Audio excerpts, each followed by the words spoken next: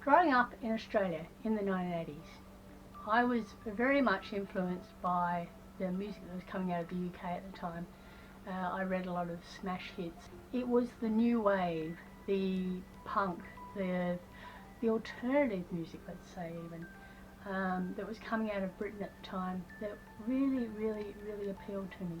We moved to southeast London and we live really close to Bromley. It happened to be the stomping ground of a lot of the musicians that I'd grown up with. My first musical love was David Bowie, whose music I was introduced to when I was about 15.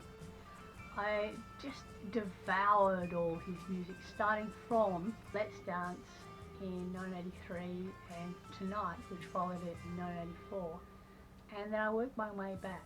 I developed a special fondness for Hunky Dory, The Rise and Fall of Ziggy Stardust and the Spiders from Mars, Aladdin Sane, and Pin-Ups, which was Bowie's covers album. Years later I discovered that because I'd been learning to sing through listening to Bowie's songs and singing along, I sing in a southeast London accent. Bowie, of course, grew up in Bromley, living in a house in Sundridge Park, which is just on the outskirts of the town centre.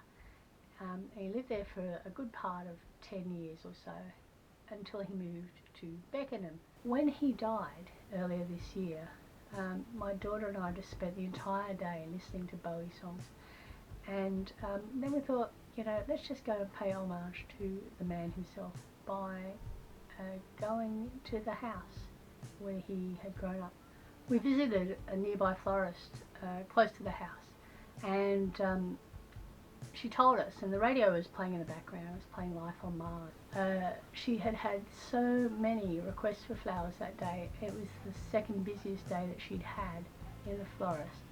And the most busy day was when Princess Diana died, I think in 1987. So it makes you think, doesn't it? It shows how much the man was loved.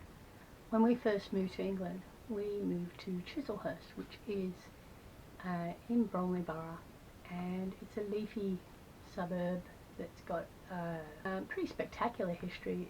The Walsinghams lived there, they had their family seat there, and one of the Walsinghams was Queen Elizabeth I's spymaster. Napoleon's nephew lived there, and Queen Victoria visited him at his house several times. Chislehurst Caves was an air raid shelter for a lot of the people from the East End, and it was also used as a concert venue. One of the residents of Chislehurst was born Susan Banyan. You might know her better as Susie Sue. So she moved with her parents to Chislehurst in the late 1950s to Albany Road, and after the death of her father when she was aged 14, she missed a lot of school and became quite unwell.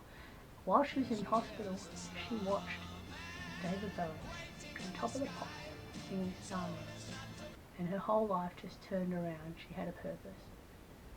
So she changed her name to Susie Sue and formed a band after seeing a performance of the Sex Pistols at Ravensbourne Art School, which is also in Chislehurst. And she formed Susie and the Banshees with her friend Stephen Severin.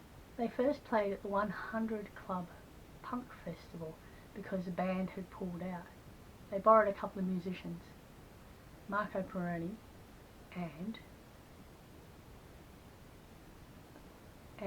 John Simon Ritchie, a Bromley lad, better known as Sid Vicious.